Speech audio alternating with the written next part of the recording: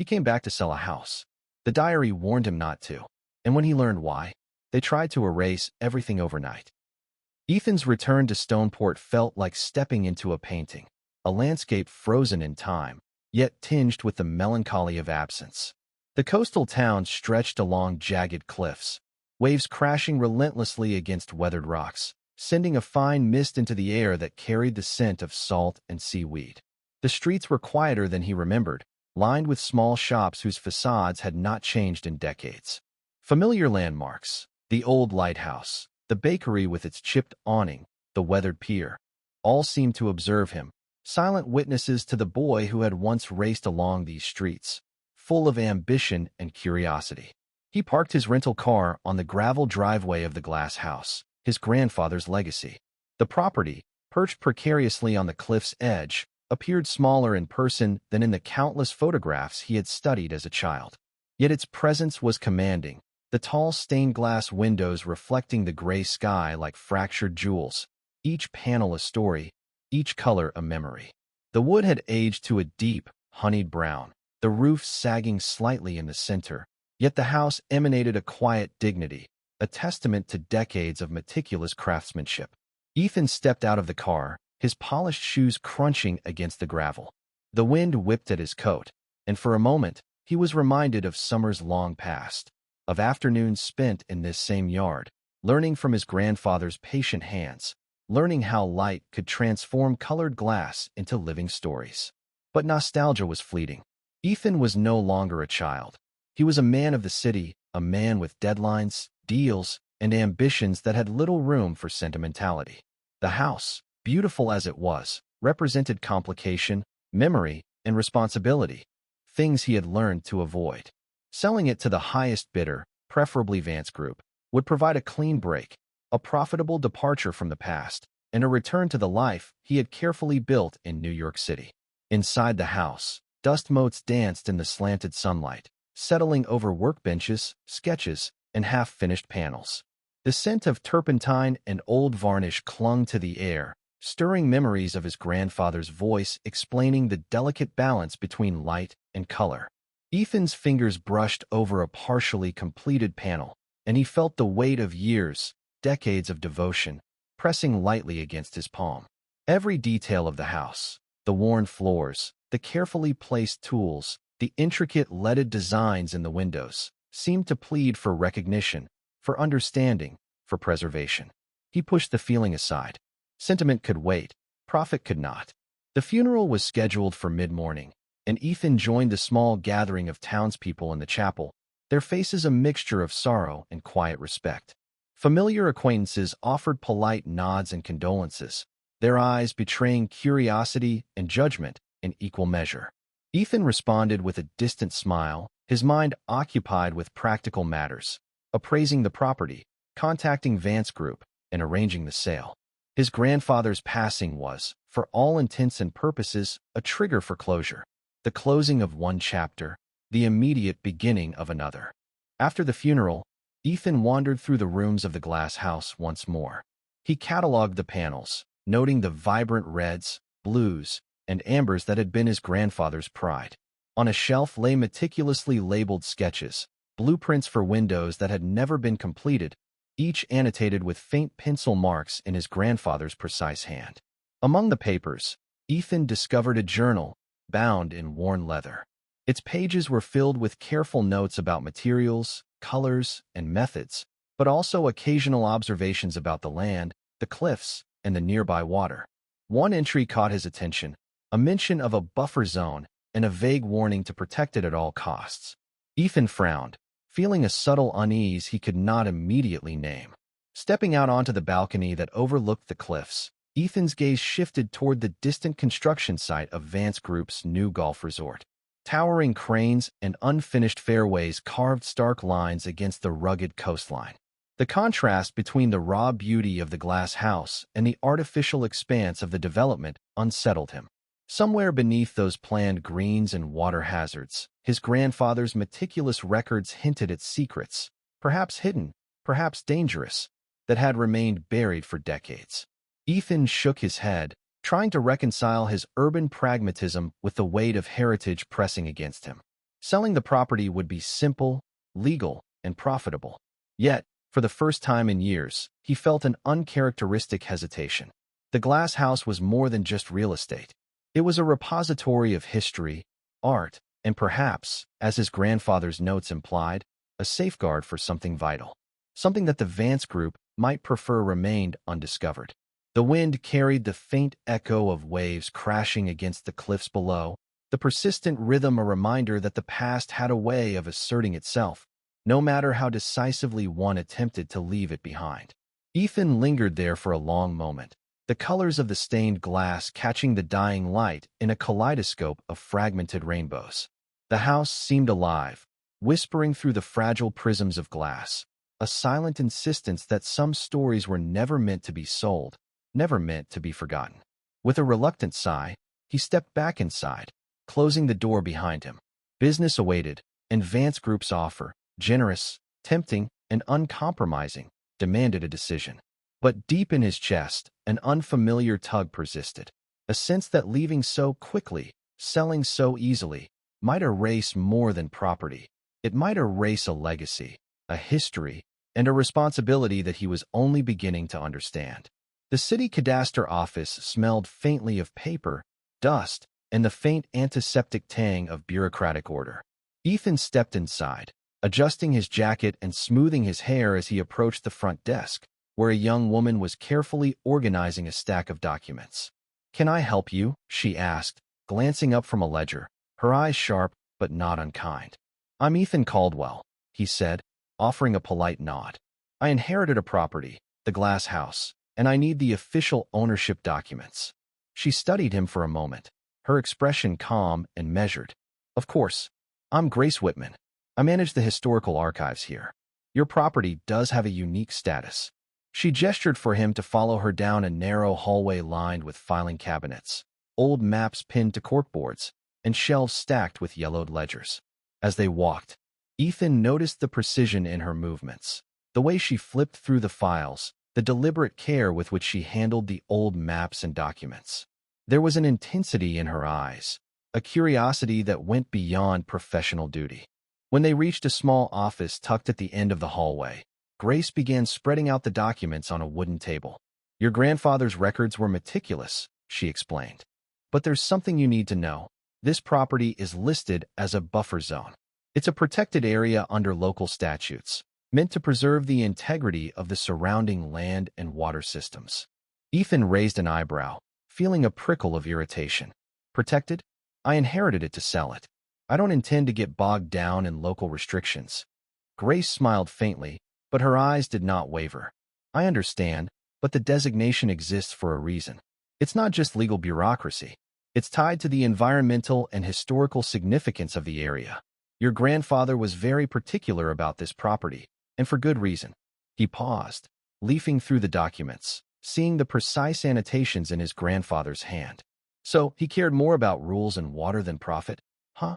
"You could say that," Grace replied, handing him a bundle of maps showing topography, old watercourses, and historic structures.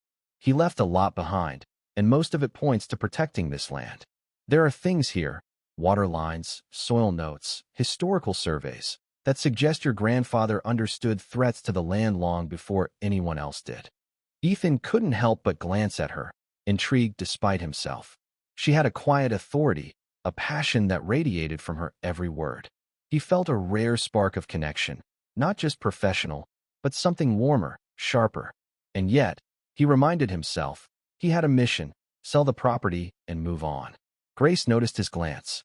"It's unusual," she said softly, almost to herself, "to see someone inherit such a property and actually read the details instead of signing off blindly."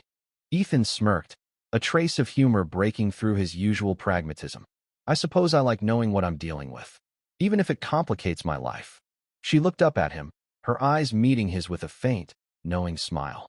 "Complicated or not, it's worth understanding. Your grandfather wouldn't have wanted anyone to take it lightly." For a moment, the two of them stood in silence, surrounded by the scent of old paper and the weight of history. Outside, the wind carried the distant sound of waves against the cliffs, a reminder of the property's precarious perch. Inside, A quiet tension hung in the air, curiosity mingling with mutual respect, a subtle recognition that each of them was encountering something larger than themselves. Ethan flipped through more maps, noting the contours and boundaries, trying to suppress the feeling that there was more at stake here than he had first assumed. Grace leaned in, pointing out features he had overlooked, explaining historical notes, and detailing the significance of the buffer zone. "I'm not here to lecture you," she said finally, her tone softening. "But your grandfather's work wasn't just about property. It was about preserving a balance between land, water, and community. If you sell it without understanding that, you might be stepping into something you can't control." Ethan nodded slowly, the weight of her words settling in. He had come expecting a routine meeting, a pile of papers, and a signature. Instead, he found questions he hadn't thought to ask and a woman who challenged him in ways he didn't expect. For the first time since arriving in Stoneport, he wondered if walking away so quickly would be as simple as he thought. As he left the cadastre office, holding the documents and maps, Ethan felt a subtle shift, a spark of responsibility, a hint of intrigue, and an undeniable awareness that Grace had changed the way he viewed the glass house. The wind off the cliffs seemed sharper, the air heavier with potential, and for the first time, the idea of selling the property felt less like closure and more like the beginning of something he might not be ready to walk away from. Ethan sat at a small table in the dimly lit cafe near the marina, the maps and documents from the cadastre office spread before him. He absent-mindedly traced the lines of the property boundaries with his finger, trying to reconcile the pristine geometry of the plots with the rugged cliffs and the history etched into every inch of the glass house. The coffee in his hand had gone cold, but he barely noticed. His phone buzzed.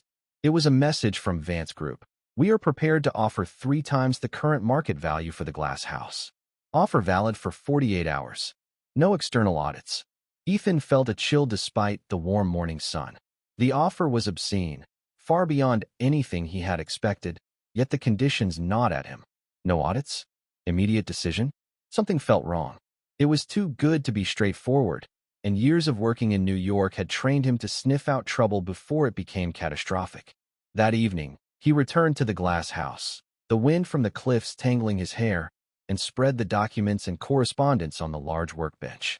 Grace had agreed to meet him there, intrigued by the historical records he had brought home. "Look at this," Ethan said, pointing to a yellowed letter folded carefully in the stack of papers. "It's from my grandfather. He mentions some strange residue forming on the glass when cleaned with water from the local well." Grace leaned in, her brow furrowed. "Residue?" she murmured, tracing her finger along the margin notes. "That's unusual, especially if it persisted over time. Did he speculate what caused it?" "He didn't say exactly," Ethan admitted, "just that it worried him.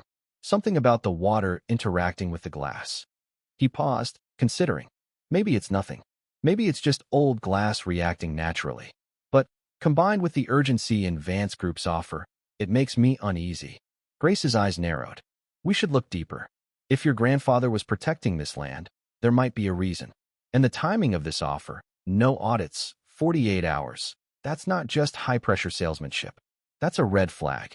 Ethan ran a hand through his hair. "I know, but if I refuse, I risk them lowering the price or finding a way to pressure me even more. They're not exactly subtle about leveraging money to manipulate decisions." Grace carefully placed a hand on one of the old maps. "Look here. Your grandfather marked certain areas near the cliffs and the water supply. I've cross-referenced it with historical records. 30 years ago, there was a chemical plant here where they processed industrial solvents. Most people assume it's been cleaned up. But if your grandfather noticed residue on glass cleaned with the local water, maybe the contamination never fully left." Ethan's stomach tightened. "You're suggesting the land might still be hazardous?"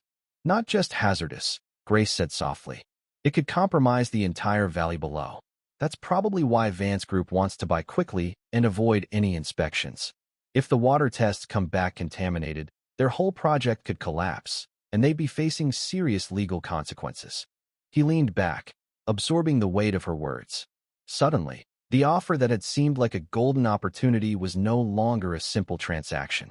It was a trap, carefully constructed to exploit his desire for closure and profit, while potentially putting the town and its water supply at risk. Ethan looked at Grace, seeing the determination in her eyes, the meticulous way she handled the records. "So," he said finally, a hint of a smile tugging at his lips despite the tension, "we're going to find out exactly what's in that water." Grace's lips curved in acknowledgement. "Exactly. But we need to be careful. Whoever controls the narrative, Vance Group, the town officials, or even us, has a lot at stake. This isn't just about property anymore. It's about truth, responsibility, and protecting something that people have tried to forget." For the first time since returning to Stoneport, Ethan felt a spark of purpose beyond profit. The glass house was no longer just a relic, a financial asset, or an inheritance to be sold off. It was a key to uncovering secrets, defending the town, and perhaps, in some way, honoring the memory of the grandfather who had fought silently to protect it. Outside, the wind howled against the cliffs, carrying the faint scent of brine and warning. Inside, Ethan and Grace began to sift through old maps, letters, and surveys, uncovering clues that might explain not just why the land had been protected, but why it could not be sold without consequence. The quiet of the glass house felt alive with history, secrets, and unspoken challenges, a living puzzle that demanded careful attention, courage, and collaboration. And in that moment, as the sun set over the Atlantic, painting the cliffs with gold and crimson, Ethan realized that selling the property would no longer be simple. The stakes were higher than money. They were about truth, legacy, and something he was only beginning to understand, that the past, no matter how distant, could shape the future in ways he had never anticipated. The following evening, the light in the glass house was soft and amber, filtered through the stained glass panels that cast fractured rainbows across the worn wooden floors. Ethan and Grace sat side by side at the long workbench, surrounded by stacks of old blueprints, maps, and letters. The house, quiet and timeless, seemed to breathe around them, holding the weight of decades of care, knowledge, and secrecy. "I never realized how meticulous your grandfather was," Grace said, lifting a yellowed sketch and tracing its lines with a careful finger. "Every panel, every window, every detail is accounted for. He was obsessed with precision." Ethan smiled faintly, a touch of pride breaking through his otherwise guarded demeanor. He believed in permanence, in creating something that could survive time, storms, and mistakes. "I guess I inherited some of that, whether I like it or not." Grace looked at him, her eyes reflecting the soft light. "And maybe that's why this property is so important. Not just for what it is, but for what it protects." She spread out a crumpled, water-stained map, its edges frayed. "Look here, beneath this section of the cliffs, under the glass house, runs the main aquifer for the valley. It feeds the fields, the homes, even the town's water supply. If anything happens here, it could affect the entire community." Ethan leaned closer, scanning the lines that represented underground water channels. The realization settled in with a weight that was both shocking and sobering. So, the property isn't just valuable for development. It's strategically important. If the water is compromised, everything downstream is at risk. Grace nodded. "Exactly. And that explains why your grandfather was so protective. This isn't just real estate. It's a safeguard, a control point. Whoever owns it can influence the safety of the entire area."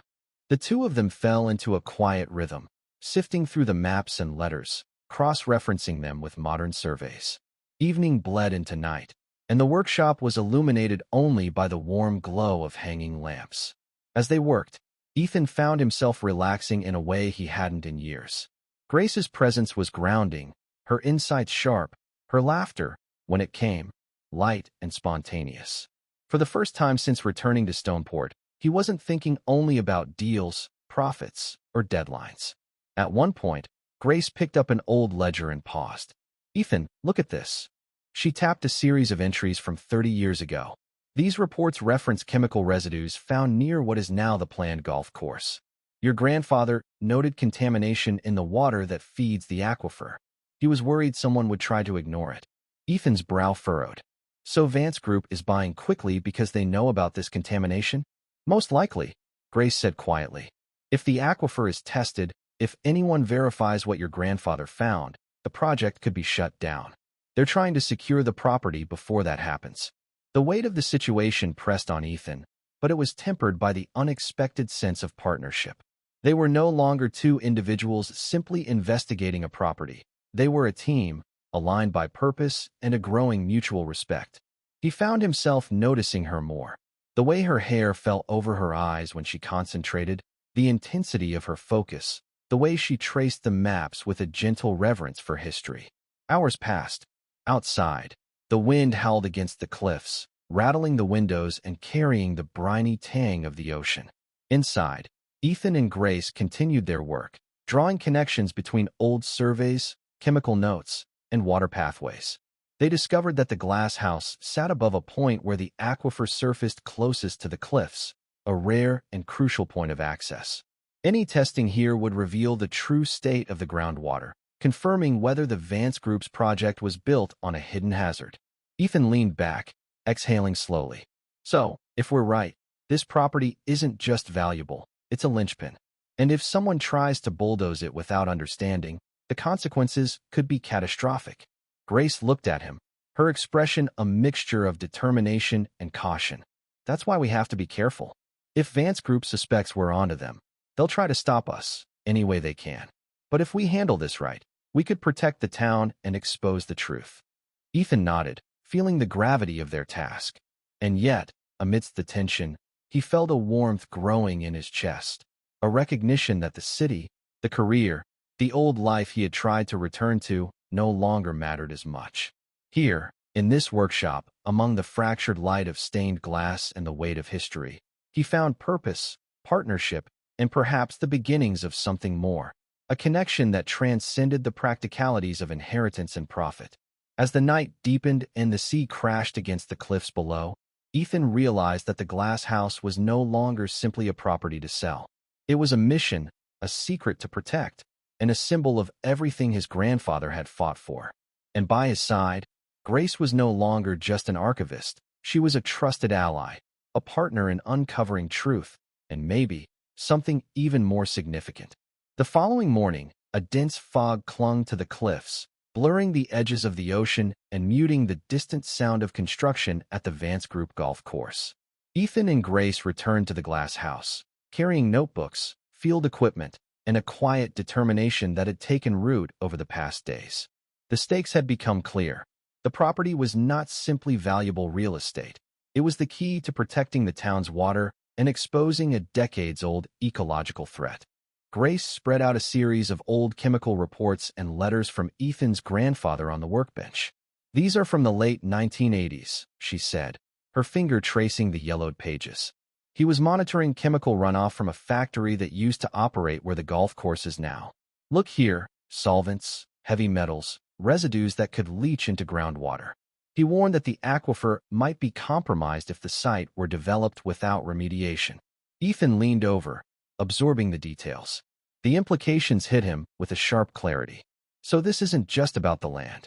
If Vance Group goes ahead with construction without checking the water, the contamination could spread to the entire valley. Farms, homes, even the town's drinking water could be at risk. Grace nodded gravely. Exactly. And judging by how quickly they're pushing for the sale, they're counting on people not digging too deeply. They want to avoid audits, inspections, anything that could reveal what's really there. The wind rattled the windows as they poured over the maps, connecting old survey points to modern water lines. Grace pointed to a section near the cliff edge. "Here's where the aquifer comes closest to the surface, right under the glass house. If we take samples here, we'll know exactly what's in the water. It's the only spot where the contamination could be conclusively measured without interference from surrounding areas." Ethan ran his hand through his hair, a mixture of frustration and resolve crossing his face. So Vance Group's plan is to buy it fast, bulldoze it if necessary, and hope no one notices. But if we get proof, his voice trailed off as he realized the magnitude of what they were planning. Grace looked at him, her expression steady. "Then we stop them. We protect the town, and your grandfather's work isn't wasted. But it's dangerous. They've got lawyers, political influence, and financial power. They won't go quietly if someone threatens their project." Ethan's gaze drifted toward the distant construction site, cranes standing like steel skeletons in the mist. "I don't care about their money," he said firmly. "I care about stopping them from destroying this place." and now I understand why my grandfather fought so hard to protect it. It's not just a house. It's a safeguard, a barrier between them and disaster. Grace smiled faintly, a spark of admiration in her eyes. I'm glad you see it that way. Most people wouldn't even bother. They'd just see a quick payday. By the time Ethan returned to the glass house that evening, the sky had turned a deep indigo, and the wind off the cliffs carried a chill that made him tighten his coat around his shoulders. The workshop felt different. The faint smell of turpentine and varnish mingled with something more ominous, a sense that they were no longer alone in their efforts. Earlier that day, Grace had received a visitor at the archives, a sharply dressed man who introduced himself as a consultant from Vance Group. He claimed to be assisting with property research, but his questions were pointed, probing into Grace's work, her knowledge of historical surveys, and her interactions with Ethan. He lingered in the office longer than necessary, and Grace noticed the subtle intimidation in his presence, the way he surveyed the stacks of documents, the way his gaze lingered on her computer screen. I don't like him, she admitted when Ethan arrived. He was too curious, asking about things no one should know, pretending it's routine. I think they're watching us. Ethan's expression darkened. I noticed the black sedan parked across from the workshop last night. It hasn't moved all day. They're tracking me too. He clenched his jaw, the tension in his shoulders visible.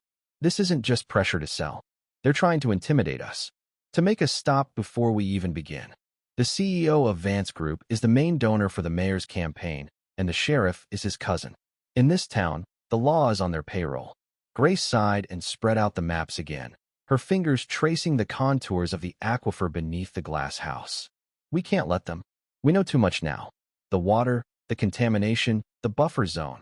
If we back down, the whole town pays the price. Ethan nodded, his eyes scanning the horizon where the last light of day faded behind the cliffs. Agreed. But we have to be smart. They have lawyers, influence, and money. We have the truth, yes, but truth doesn't always protect you from people willing to bend the rules. As night fell, they prepared for their first clandestine water sample collection. Ethan double-checked the equipment, sterile vials, testing reagents, and portable analysis tools that would give them an initial reading before sending samples to a certified lab. Grace secured the historical records she had been protecting, ensuring they were safe from any potential accidental destruction. They stepped cautiously onto the cliffside path that led down to the aquifer's surface point. The ocean roared below, waves smashing against the rocks, the wind tugging at their coats. Shadows shifted around them, and both were acutely aware that they were vulnerable, that Vance Group could already know their movements. As they collected the first samples, Ethan noticed movement in the distance. A figure lingered near the edge of the property, barely visible in the darkness. His heart rate quickened. "Did you see that?" he whispered. Grace peered into the gloom. "I think so, someone's watching." Her hand tightened on the sample vial. "We need to finish quickly. Then we get back inside. They can't intimidate us." Back in the workshop, they analyzed the samples with the portable kit. The initial readings confirmed their worst suspicions. Traces of heavy metals and industrial solvents were present at levels that could threaten the entire aquifer. Ethan exhaled sharply, running a hand through his hair. "This is worse than I imagined. If Vance Group tries to develop the golf course without remediation..." He didn't need to finish the sentence. Grace placed a reassuring hand on his arm. "We'll document everything, take copies of the maps and reports, and get this to the proper authorities. They can't ignore the evidence." The sense of urgency was punctuated by the faint sound of an engine outside. Ethan peeked through the window and saw the black sedan still parked, its occupants unseen but undoubtedly observing. The intimidation was subtle but undeniable, a warning that their actions had consequences. For the first time, the threat became personal. It wasn't just about property, profit, or environmental harm. They were now in the crosshairs of powerful forces willing to pressure, surveil, and manipulate to protect their interests. Ethan and Grace worked late into the night, cataloging documents, creating backup records, and planning their next steps. The workshop, once a quiet refuge filled with sunlight and stained glass, now felt like a command center on the front lines of a hidden war. By the time they finally stepped outside, exhausted but resolute, the black sedan was gone. Yet the knowledge remained. The Vance Group and their associates were aware, watching, and ready to escalate. The game had changed. It was no longer a question of discovery alone. It was a question of survival, strategy, and protecting the truth at all costs. Ethan glanced at Grace, her face illuminated by the faint moonlight reflecting off the ocean. "We're in deeper than I expected," he admitted. Grace smiled faintly, determination in her eyes. "We always were. Now we just have to be smarter than they think we are." The cliffs groaned with the wind, waves crashed below, and the night closed around them. But Ethan and Grace, armed with knowledge, courage, and growing trust in one another, were ready to face the looming threats together. The night had fallen into a heavy, almost oppressive darkness, broken only by the distant glow of construction lights from the Vance Group's site. Ethan returned to the glass house after a brief run to town for supplies, but the familiar comfort of the workshop was gone. The door, which he distinctly remembered locking that morning, hung slightly ajar. A chill ran down his spine. "Grace," he called, stepping inside, cautious. The scent of old wood and varnish was tainted now by something metallic, faint but unmistakable, the smell of disturbed papers. Grace emerged from the shadows, holding a small flashlight. Her face was pale, tight with fear and anger. "They've been here," she said simply, setting the light on the workbench. Papers were strewn across the floor, and several of the oldest journals, the ones containing critical notes from Ethan's grandfather, were missing. Ethan's jaw clenched.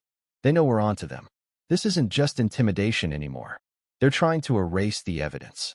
Grace nodded grimly, flipping through the remaining documents to assess the damage. "And it's not just the journals. Look at this section of the archives, the records I kept in the city. The flood last night wasn't an accident. Someone targeted the exact sector that had files on the old chemical plant and the aquifer tests." Ethan ran his hands through his hair, frustration and fear mingling. "They're controlling the narrative, destroying physical evidence, and trying to scare us off. They're not just a greedy developer. They're organized, and they know every step we take." The wind outside rattled the windows, echoing the storm of thoughts in their minds. "We can't let them win," Grace said firmly, her voice cutting through the tension.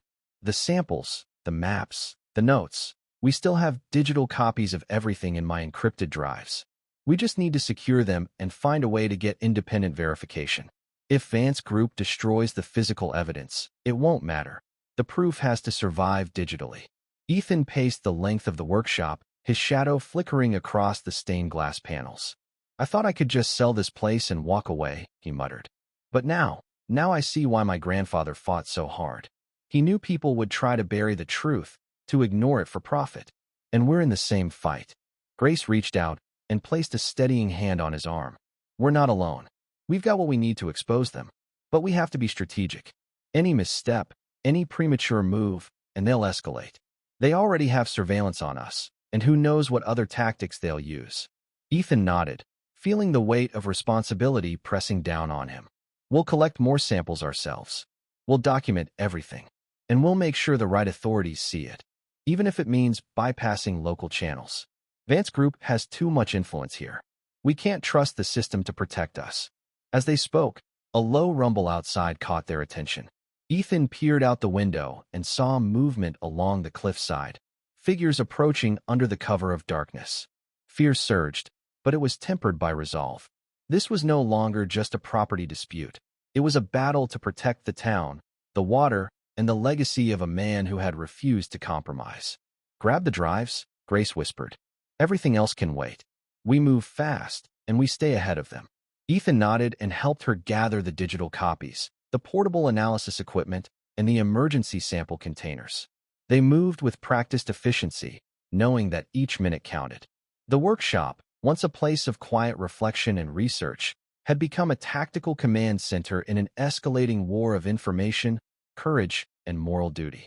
As the figures outside neared the edge of the property, the two of them slipped through a hidden side door, carrying the crucial evidence that could stop Vance Group in its tracks. The cliffs loomed beside them, the wind roaring like a warning, but Ethan and Grace were no longer just investigators. They were guardians. And they would not back down. The night had become a proving ground. Every step, every decision, was a test of courage, intelligence, and trust. And for the first time, Ethan truly understood that some battles were bigger than profit, bigger than legacy, and bigger than fear. They were battles for the truth itself. The storm outside had settled into a relentless drizzle, the ocean's waves lashing against the cliffs below the glass house. Inside, the workshop was dimly lit, lamps casting a warm glow over maps, samples, and scattered notes. Ethan and Grace were exhausted, their hands stained with mud and chemical residue from the aquifer sampling earlier that day. Yet there was a new energy in the room, a sense of purpose that had grown stronger with every obstacle. Grace leaned against the long workbench, her eyes reflecting the golden glow of the lamps. "I can't believe how far this has gone," she murmured. "I came here thinking this was just paperwork, just history. Now it feels like everything I care about is at stake." Ethan nodded, seated on a stool nearby, reviewing the digital logs of the water samples. "I know what you mean," he said quietly. "I came back planning to sell and leave, to close a chapter one didn't want to read again. And now, I don't want to leave at all. Not just because of the property, but because this." He gestured to the maps, the evidence, and finally to Grace herself. "This matters. You matter." Grace looked down for a moment, then met his gaze. "I've been afraid," she admitted softly. "Afraid of losing my job, of making a mistake, of everything unraveling before we even have a chance to do something right. And now, seeing what you're willing to risk, it scares me, but in a way that makes me feel alive. Like we're actually doing something that counts." Ethan stood and walked closer, the rain tapping against the glass behind him, echoing the tension and urgency in their hearts. "We are," he said firmly. "And we're not doing it alone. We've got each other, and together, we can see this through. No bluff, no pressure, no threat is going to make us turn back." Grace exhaled, a small smile breaking through her worry. "It's strange, isn't it? How a place like this, dusty old maps, stained glass panels, your grandfather's notes, can become the center of everything that matters." Ethan reached for her hand, a tentative touch that spoke volumes. "Sometimes, the places we overlook hold the most important truths. And sometimes, the people we meet along the way remind us what's worth fighting for." The rain intensified, drumming against the workshop's roof like a pulse, a rhythm that matched the surge of adrenaline and connection between them. For a long moment, they simply stood together, aware of the storm outside and the storm of circumstances that had drawn them closer.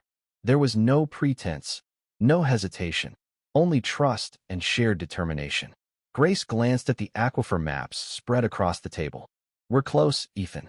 If we can get these samples verified, if we can get the evidence into the right hands, we can stop Vance Group.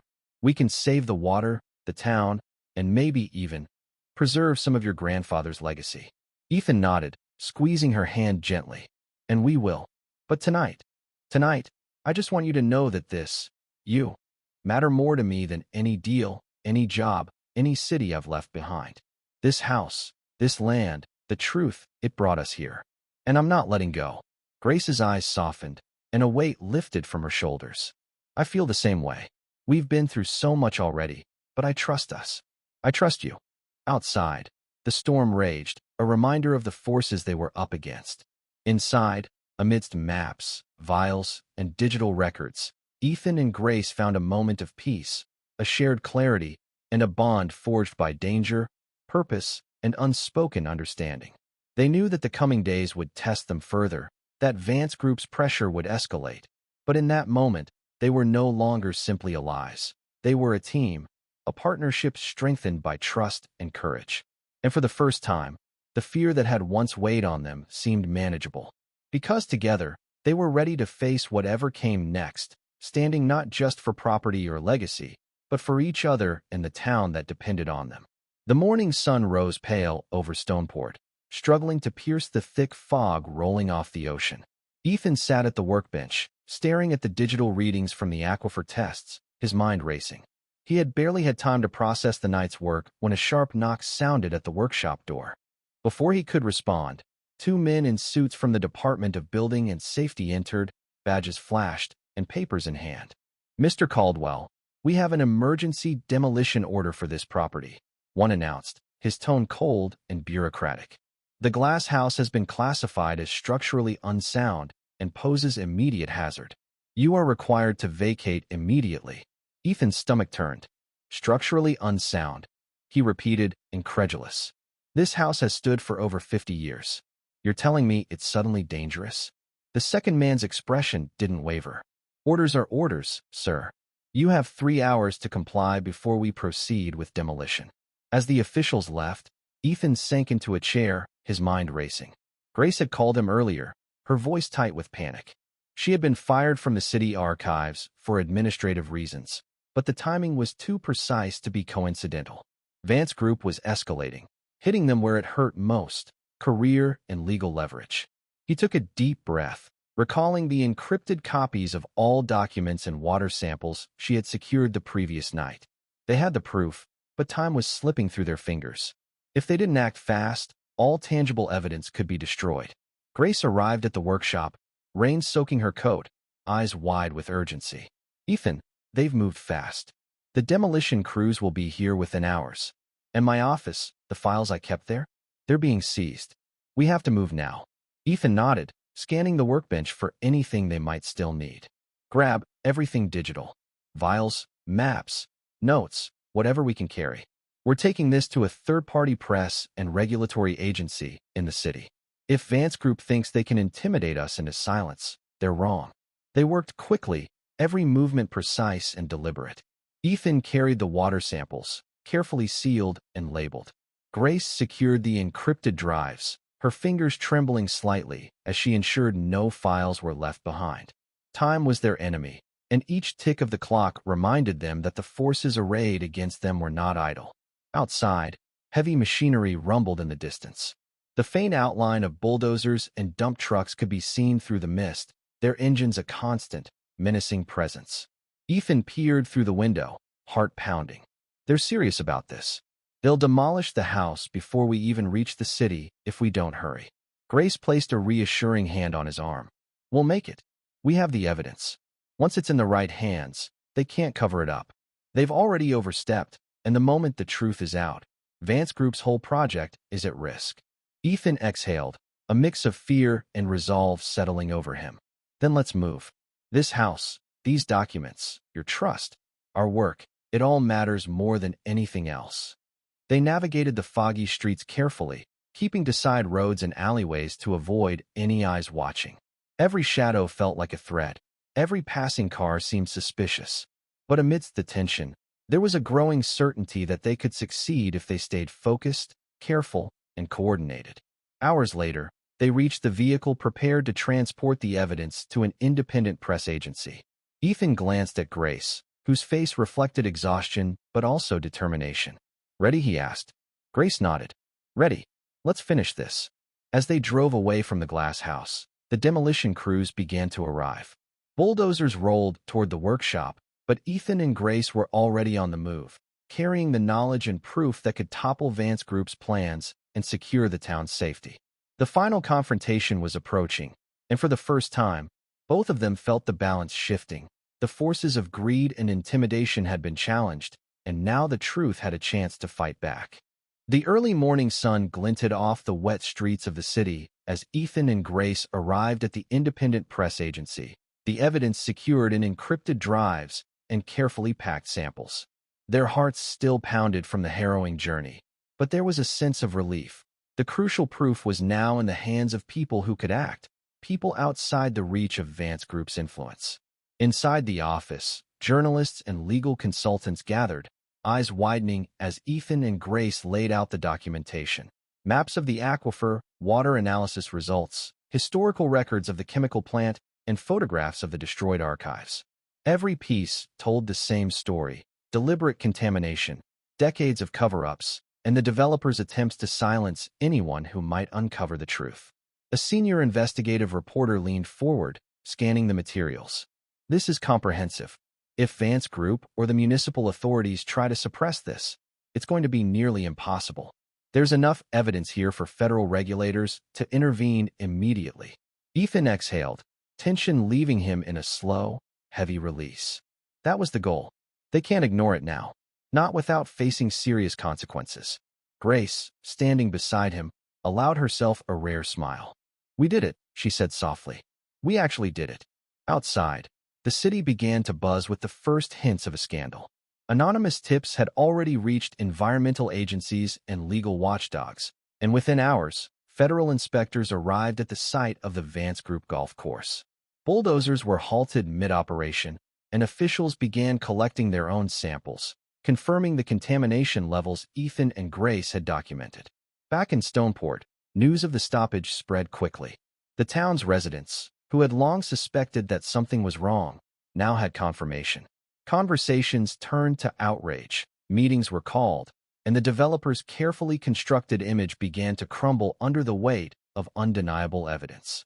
Ethan and Grace returned to the glass house a few days later. The cliffs were calm, the ocean sparkling in the morning light. The workshop, though battered by prior threats and near destruction, stood as a symbol of resilience and truth. They moved through the space together, unpacking the few remaining tools and notes, sharing a quiet moment of victory. Ethan looked around, a feeling of deep connection settling over him.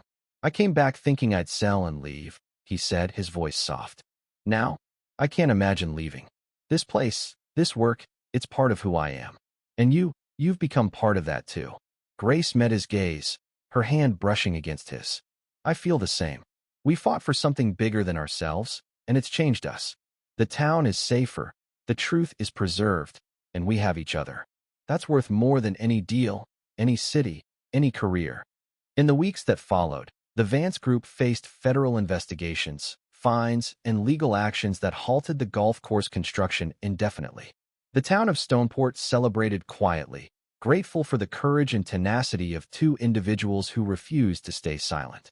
The glass house, once a silent relic of the past, became a community landmark, a place where heritage, environmental stewardship, and vigilance against corruption were honored. Ethan and Grace began restoring the workshop together, combining artistry and engineering to breathe new life into the stained glass panels and aged timber. Every piece they restored symbolized a victory over greed and secrecy, a commitment to truth and beauty. As they stood on the cliffside one evening, watching the sun dip into the horizon over the ocean, Ethan turned to Grace. "This is just the beginning. But whatever comes next, we face it together." Grace smiled, resting her head lightly on his shoulder. "Together," she echoed. The waves crashed below, steady and eternal, as Stoneport slowly healed from the shadow of corruption.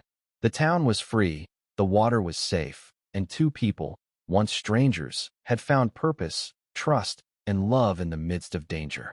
The glass house stood as a beacon, a symbol that even in the face of powerful adversaries, truth, courage, and connection could prevail. And for Ethan and Grace, the legacy they inherited was no longer a burden but a promise, to protect, to restore, and to live fully, free from the lies and threats that had once threatened to consume them. Thank you for listening to the story. Write your thoughts in the comments.